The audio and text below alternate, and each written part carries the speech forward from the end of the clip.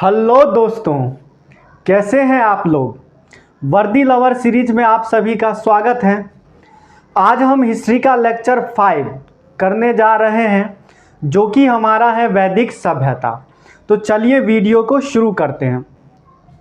वैदिक सभ्यता को हम आर्य सभ्यता भी कहते हैं, क्योंकि इस सभ्यता का विकास आर्य जाति के लोगों के द्वारा किया गया था।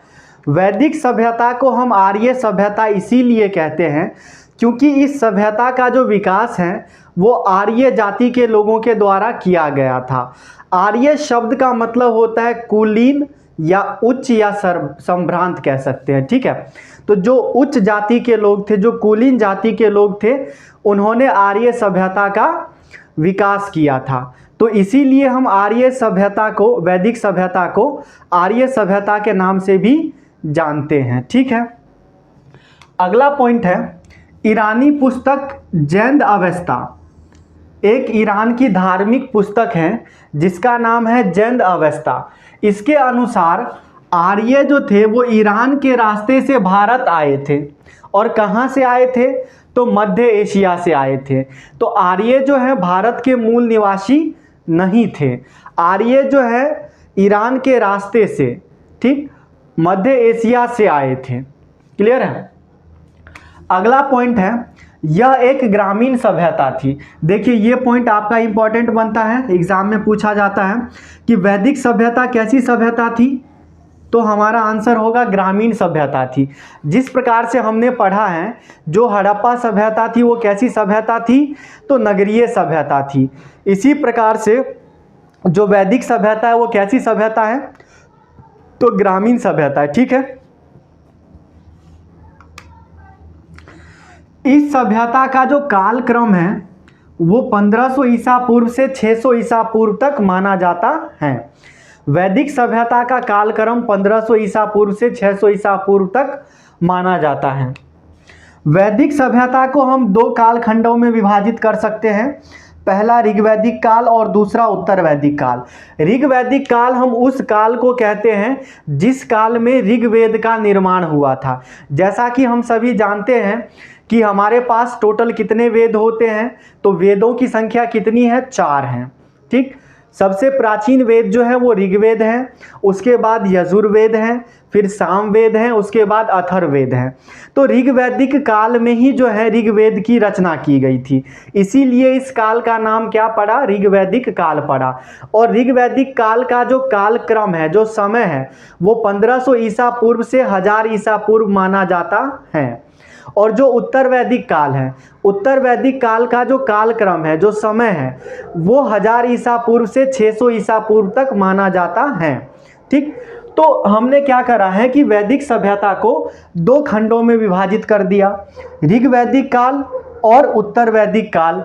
अब आगे हम ऋग्वैदिक काल के भी बारे में डिटेल्ड में पढ़ेंगे और उत्तर वैदिक काल के भी बारे में पढ़ेंगे। जल्दी से इसे नोट डाउन कर लीजिए।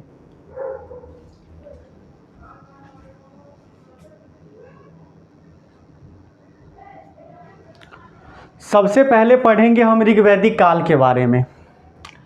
इस काल में शासन व्यवस्था जो होती थी वो राजतंत्रात्मक होती थी, यानी कि राजा का बेटा ही राजा बनेगा। राजा यहाँ पर चुनने के लिए या अपने शासक चुनने के लिए जो वहाँ के नागरिक होते थे उनके मत की कोई भी आवश्यकता नहीं होती थी, ठीक है। कैसी शासन व्यवस्था थी वैदिक सभ्यता में?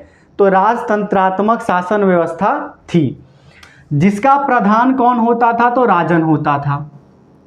ऋग्वैदिक काल में कैसी व्यवस्था थी? राजतंत्रात्मक, जिसका प्रधान राजन होता था, तथा इन राजाओं की मनमानी पर प्रतिबंध लगाने के लिए सभा एवं समिति नामक जो है 2 संस्थाएं हुआ करती थी, ठीक है। भाई राजा जो है किसी भी प्रकार की मनमानी ना करे, ठीक, या कोई भी गलत नीति ना लागू करे जनता पर। इसके लिए जो है सभा एवं समिति नामक 2 संस्थाएं हुआ करती थी जो राजा की शक्तियों पर अंकुश लगाती थी, रोक लगाती थी, ठीक।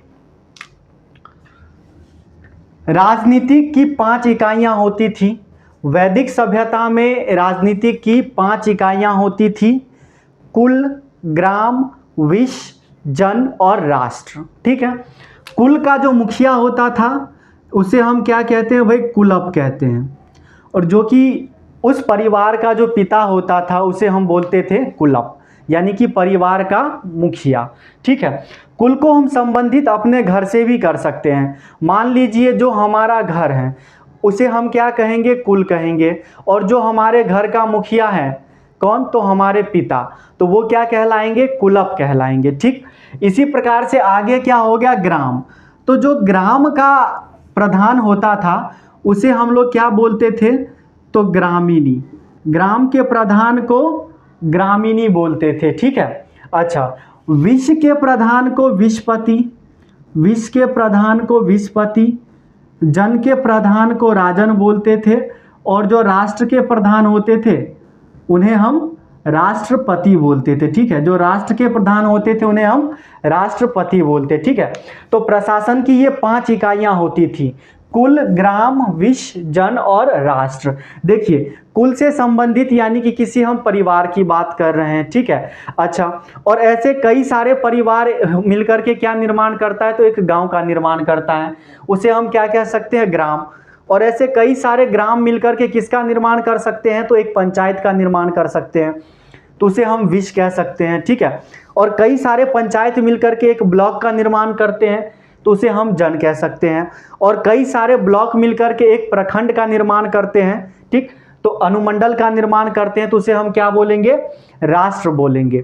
बात समझ में आ रही है? तो इस प्रकार से हम जो वहाँ की प्रशासनिक इकाइयों को समझ सकते हैं। ठीक है, तो जो प्रशासन की सबसे छोटी इकाई हुआ करती थी उसे हम कुल कहते थे, और जो प्रशासन की सबसे बड़ी इकाई होती थी उसे हम राष्ट्र कहते थे। बात समझ में आ रही है?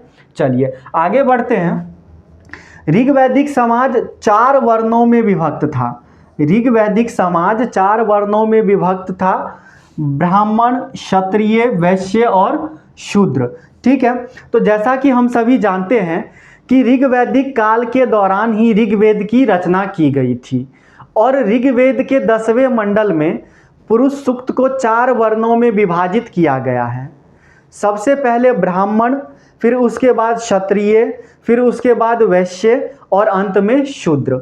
ऋग्वेद के अनुसार ऐसा माना जाता है कि जो ब्राह्मण थे उनका जो है जन्म ब्रह्मा जी के मुख से हुआ था, जो क्षत्रिय थे उनका जन्म ब्रह्मा जी की भुजाओं से हुआ था, जो वैश्य थे उनका जन्म ब्रह्मा जी के जांघों से हुआ था, और जो शूद्र थे उनका जन्म ब्रह्मा जी के चरणों से हुआ था। ठीक है, अच्छा, और ऋग्वैदिक काल में जो जाति धर्म में बांटा गया था इनको उनके कार्यों के अनुसार बांटा गया था। पुरुष सूक्त को जो 4 वर्णों में विभाजित किया गया था उनके कार्य के अनुसार 4 वर्णों में विभाजित किया गया था। तो ब्राह्मण का कार्य होता था, चूंकि ब्राह्मण को सबसे उच्च जाति माना जाता था तो उनके कार्य भी उच्च होते थे, और जो शूद्र है उसको सबसे निम्न जाति माना जाता था तो उनके कार्य भी निम्न होते थे। ठीक है, तो ब्राह्मणों का कार्य होता था पूजा पाठ कराना, हवन कराना, तंत्र मंत्र, जादू टोना, इन सभी चीज़ों के बारे में अध्ययन करना। ठीक है, अच्छा, उसके बाद साथ ही दान लेना, ये सब किसके काम होते थे, तो ब्राह्मणों के काम होते थे। उसके बाद दूसरे नंबर पर आता था क्षत्रिय। क्षत्रियों का कार्य होता था युद्ध लड़ना तथा ब्राह्मणों की रक्षा करना और ब्राह्मणों को दान देना। ये किसका कार्य होता था, तो क्षत्रियों का कार्य होता था। और तीसरे पायदान पे होता था वैश्य। वैश्य का कार्य मुख्य रूप से वाणिज्य और व्यापार होता था। ठीक, और सबसे जो अंतिम पायदान पे होते थे शूद्र। शूद्र का कार्य होता था ऊपर के जो 3 वर्ण हैं ब्राह्मण, क्षत्रिय और वैश्य, इनकी सेवा करना। किसका काम होता था, तो शूद्र का काम होता था। तो इस प्रकार से हम 4 वर्णों को आसानी से समझ सकते हैं। ठीक है, चलिए आगे बढ़ते हैं। परिवार पितृसत्तात्मक होता था। भाई वैदिक सभ्यता में परिवार कैसी होती थी, तो पितृसत्तात्मक, यानी कि परिवार का जो मुखिया होता था वो पिता होते थे। जैसा कि हमने हड़प्पा सभ्यता में पढ़ा था, हड़प्पा सभ्यता में मातृसत्तात्मक हुआ करती थी, यानी कि माता ही परिवार की मुखिया हुआ करती थी, तो उसे हम मातृसत्तात्मक कहते हैं ना। और जो हमारी वैदिक सभ्यता थी वो कैसी थी, तो पितृसत्तात्मक थी, यानी कि पिता ही परिवार का मुखिया होते थे। ठीक, अच्छा, तो परिवार पितृसत्तात्मक होता था, परंतु महिलाओं की जो स्थिति थी वो समाज में काफ़ी सम्माननीय थी। यानी कि महिलाओं को जो है समाज में भी सम्मान मिलता था, मान सम्मान मिलता था। ठीक, उन्हें पढ़ने का भी अधिकार था, वे यज्ञ में भी भाग ले सकती थी, तथा जो सभा और समिति होती थी, है ना, कि राजा की जो मनमानी पर, राजा की जो स्वेच्छा है उस पर पाबंदी लगाने के लिए दो संस्थाओं का निर्माण किया गया था। एक का नाम था सभा, दूसरे का नाम था समिति। तो सभा और समिति दोनों में महिलाएं भाग ले सकती थी। तो कहने का मतलब ये है कि महिलाओं की स्थिति जो है काफ़ी बेहतर थी, किसमें, तो ऋग्वैदिक काल में। ठीक, सर्वोच्च देवता इंद्र तथा पवित्र नदी सरस्वती को माना जाता था। ऋग्वेद का जो सबसे सर्वोच्च देवता था, प्रथम स्थान जिस देवता को दिया जाता था ऋग्वेद में, वो इंद्र देवता को दिया जाता था। इंद्र देवता के लिए ऋग्वेद में करीब करीब 250 मंत्रों का उच्चारण किया गया है, यानी कि 250 बार इंद्र देवता का नाम आया है ऋग्वेद में। ठीक, और सबसे जो पवित्र नदी थी वो कौन सी नदी थी ऋग्वैदिक काल की, तो सरस्वती नदी थी। ठीक है, सरस्वती नदी को ऋग्वैदिक काल में नदी तमा का भी संज्ञा दिया गया है, यानी कि नदियों का माता नदी तमा कौन थी, तो सरस्वती को कहा गया था। नेक्स्ट पॉइंट है कि आर्यों का जो मुख्य व्यवसाय था वो पशुपालन एवं कृषि दोनों था। आर्य जो है पशुपालन भी किया करते थे और कृषि भी किया करते थे, वे पशुओं को भी पालते थे और खेती बाड़ी भी किया करते थे। ठीक है, और पशुओं में सबसे अधिक जो है पूजनीय गाय को माना जाता था। गाय को वो लोग जो है अघन्य माना जाता था। अघन्य का मतलब क्या होता है कि इसको न मारा जा सकने वाला जीव। ठीक है, अगर कोई व्यक्ति गाय की हत्या करता है तो वो दंड के अधिकारी होते हैं, मृत्यु दंड तक भी उसको दिया जा सकता है। तो गाय को सबसे पवित्र माना जाता था, किसमें, तो ऋग्वैदिक काल में। ठीक, गाय की लोग पूजा भी किया करते थे ऋग्वैदिक काल में। ठीक है, अच्छा, अगला है देखिए, व्यापार जो होता था, व्यापार वस्तु विनिमय प्रणाली के द्वारा होता था। ऋग्वैदिक काल में व्यापार वस्तु विनिमय प्रणाली के द्वारा होता था। वस्तु विनिमय का मतलब क्या होता है कि वस्तुओं तथा सेवाओं का आदान प्रदान, यानी कि एक दूसरे से वे वस्तुओं की अदला बदली कर लिया करते थे और इस प्रकार से वहाँ के लोग व्यापार और वाणिज्य किया करते थे। तो ये हमारा है ऋग्वैदिक काल। ठीक, जितने भी इम्पोर्टेंट पॉइंट्स थे उन सबको मैंने डीपली क्लियरली समझा दिया है। आप लोग इसको जल्दी से नोट डाउन कर लीजिए, फिर आगे हम करेंगे उत्तर वैदिक काल।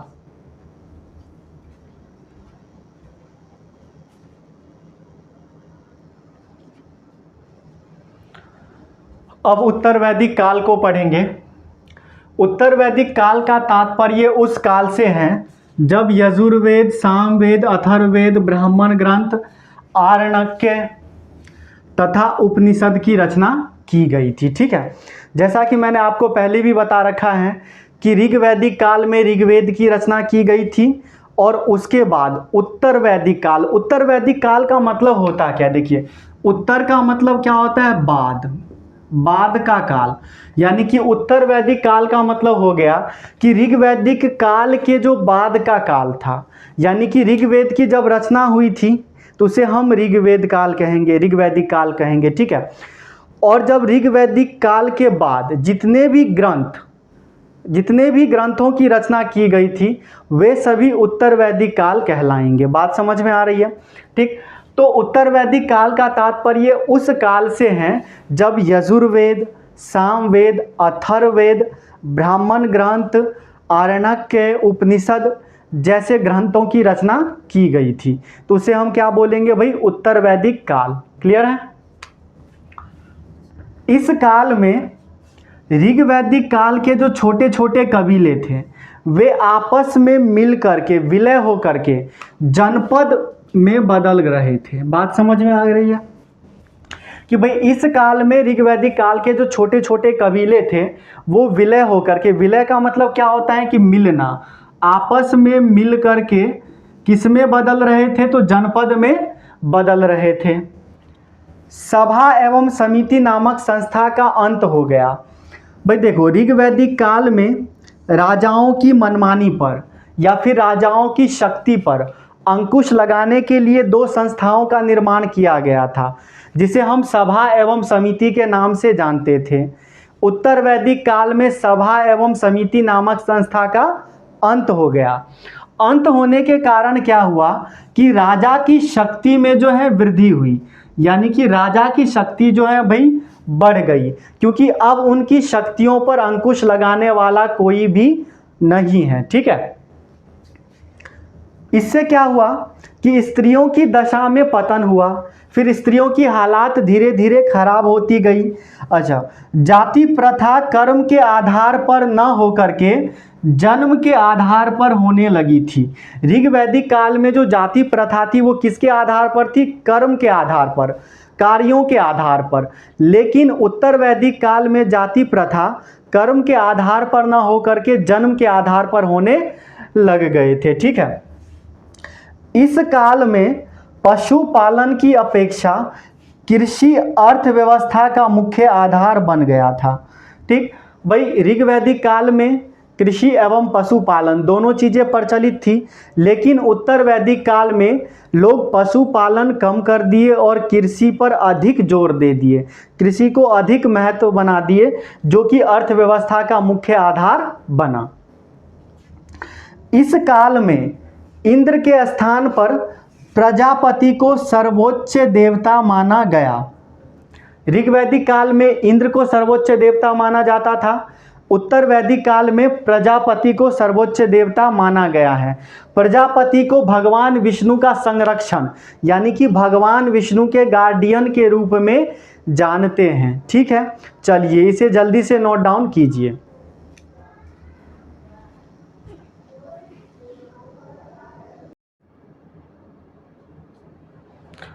अब हम वैदिक साहित्य के बारे में पढ़ेंगे।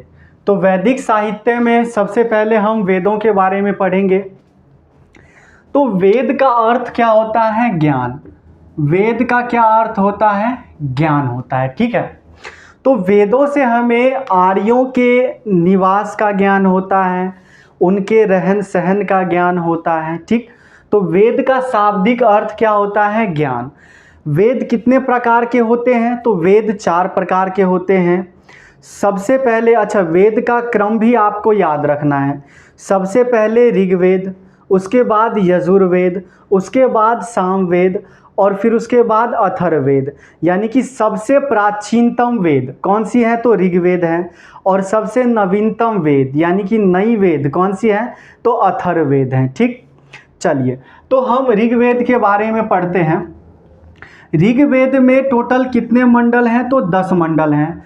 ऋग्वेद में मंडलों की संख्या कितनी है? तो 10 हैं, जिसमें 2 से 7 तक की जो मंडल हैं वो पुरानी मंडल हैं, यानी कि प्राचीन मंडल हैं। ठीक है, अच्छा पहली मंडल और 10वीं मंडल ये जो है बाद में जोड़ा गया था। ऋग्वेद में टोटल कितने मंडल हैं? तो 10 मंडल हैं। 2 से लेकर के 7 तक के जो मंडल है वो पुरानी मंडल हैं। पहली मंडल यानी कि 1 और 10वीं मंडल ये दोनों मंडल जो हैं बाद में जोड़ा गया था। ठीक, इसमें 1028 सूक्त 10,442 ऋचाएँ हैं ऋग्वेद में। ठीक, इसके पाठकर्ता को होत्री या फिर होता कहा जाता है। ऋग्वेद के पाठकर्ता या ऋग्वेद के पढ़ने वाले जो ऋषि होते हैं उसको हम होत्री या फिर होता कहते हैं। ठीक, ऋग्वेद के 3रे मंडल में विश्वामित्र के द्वारा रचित गायत्री मंत्र का उल्लेख मिलता है। आप लोगों ने गायत्री मंत्र सुना होगा, ओम भूर्भुवः स्वः तत्सवितुर्वरेण्यम। ठीक है, तो ये जो गायत्री मंत्र है, गायत्री मंत्र का उल्लेख जो है ऋग्वेद के 3रे मंडल में विश्वामित्र जी के द्वारा लिखा गया था। और किसके लिए लिखा गया था? तो सूर्य देवता सावित्री को समर्पित था, यानी कि सूर्य देवता सावित्री के लिए ये मंत्र लिखा गया था। कौन सा? तो गायत्री मंत्र। ठीक है, अगला है 7वें मंडल में 10 राज्य युद्ध का वर्णन मिलता है। 10 राज्य युद्ध का मतलब क्या होता है कि 10 राजाओं के बीच का युद्ध, उसे हम 10 राज्य युद्ध कहते हैं। ठीक है, तो ऋग्वेद के 7वें मंडल में 10 राज्य युद्ध का वर्णन मिलता है। इसमें भरत नाम का एक राजा था जिनके नाम से इस देश का नाम भारत पड़ा था। ठीक, भरत नाम का एक राजा था जिनके नाम पर इस देश का नाम भारत पड़ा था। तो भरत तथा 10 राजाओं के बीच में एक युद्ध हुआ जिसे हम 10 राज्य युद्ध कहते हैं। ठीक, 9वां मंडल सोम देवता को समर्पित है जिसे हम वनस्पति के देवता भी कहते हैं। और जो 10वां मंडल है, 10वां मंडल के पुरुष सूक्त में 10वां मंडल में पुरुष सूक्त को 4 वर्णों में विभाजित किया गया है, जो कि मैंने आपको पहले ही बता दिया है, ब्राह्मण, क्षत्रिय, वैश्य और शूद्र। ठीक, अगला है हमारे पास यजुर्वेद। यजुर्वेद जो है ये कर्म कांड प्रधान ग्रंथ है, यानी कि इसमें जो है बलि के समय आहुति दी जाने वाली मंत्र, या फिर हम यज्ञ के समय में जो उच्चारण करते हैं मंत्र, कुछ जादू टोनाएं भी इसमें शामिल हैं।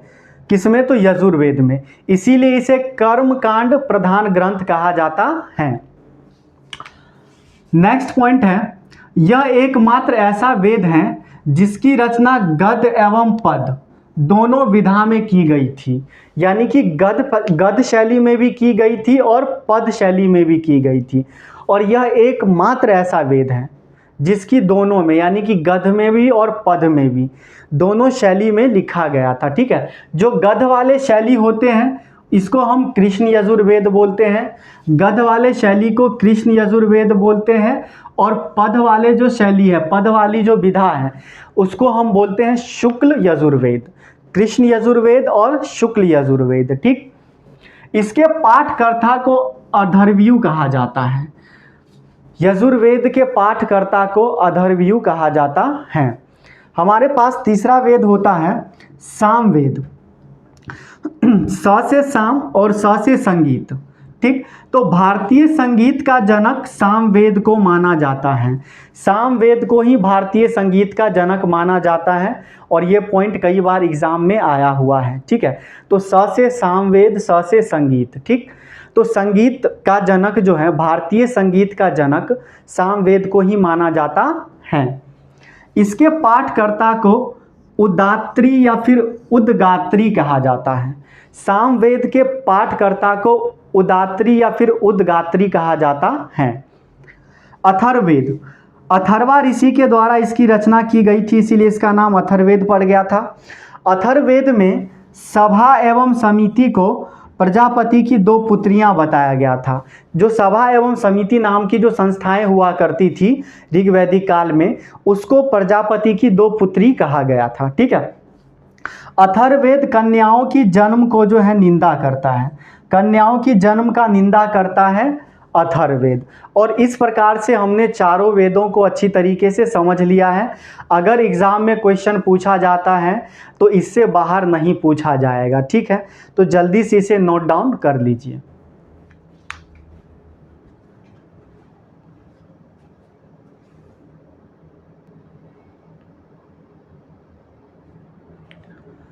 अन्य वैदिक साहित्य। तो वेदों को समझने के लिए 6 वेदांगों की रचना की गई थी। वेदों को समझने के लिए और वेदों का जो मंत्र है उसका सही उच्चारण के लिए, उसका सही स्तुति के लिए 6 प्रकार के वेदांगों की रचना की गई थी, जो कि है शिक्षा, कल्प, व्याकरण, निरुक्त, छंद और ज्योतिष। ठीक है, ये 6 वेदांग होते हैं। वेदों को भली भांति समझने के लिए वेदांगों की रचना की गई थी। और वेदांगों की संख्या कितनी है? तो 6 है। कौन कौन सी है? तो देख लीजिए, शिक्षा, कल्प, व्याकरण, निरुक्त, छंद और ज्योतिष हैं। ठीक है, व्याकरण की प्रथम पुस्तक अष्टाध्यायी की रचना पाणिनि ने की थी। व्याकरण की जो सबसे पहली पुस्तक है, व्याकरण की सर्वप्रथम जो पुस्तक है उसकी रचना पाणिनि के द्वारा किया गया था। नेक्स्ट पॉइंट है, सांख्य दर्शन का प्रवर्तक कपिल है। सांख्य दर्शन का प्रवर्तक कौन है भाई? तो कपिल है। तथा योग का प्रवर्तक कौन है? तो पतंजलि है। सांख्य दर्शन का प्रवर्तक कौन है? कपिल। और योग का प्रवर्तक कौन है? तो पतंजलि है। पुराणों की संख्या 18 है। 18 पुराण होते हैं, जिसमें सबसे प्राचीन पुराण है मत्स्य पुराण। मत्स्य पुराण सबसे प्राचीन पुराण माना जाता है। रामायण की रचना महर्षि वाल्मीकि ने की थी और महाभारत की रचना वेद व्यास ने की थी। ठीक, रामायण की रचना महर्षि वाल्मीकि जी ने की थी और महाभारत की रचना किसने की थी? वेद व्यास ने की थी। महाभारत को सबसे बड़ा ग्रंथ माना जाता है। इसे हम जय संहिता या फिर रज्मनामा के नाम से भी जानते हैं। ठीक, महाभारत का दूसरा नाम क्या है? जय संहिता या फिर रज्मनामा। ठीक, मनुस्मृति सबसे प्राचीन स्मृति है। सबसे प्राचीन स्मृति ग्रंथों में से मनुस्मृति एक ग्रंथ है। उपनिषद का मतलब क्या होता है कि गुरु के समीप अकेले में बैठ करके लेने वाली जो ज्ञान होती है, ब्रह्म ज्ञान होती है, जो विद्या होती है, उसे हम क्या कहते हैं? उपनिषद कहते हैं। तो उपनिषदों की संख्या कितनी है? तो 108 है। इसे वेदांत भी कहा जाता है, अर्थात वेदों का अंत। यानी कि इसके बाद जो है अब वैदिक सभ्यता का अंत हो जाता है, इसीलिए इसे हम क्या कहते हैं? वेदांत कहते हैं।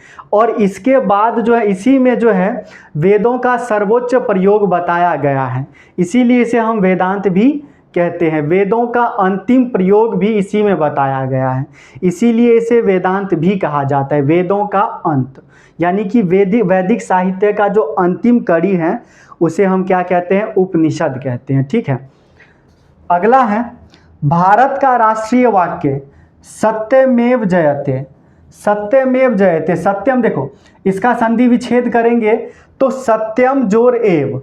सत्यम का मतलब सत्य की, सत्यम जोड़ एव, यानी कि देखिए हम लिखते हैं यहां पर कि सत्यम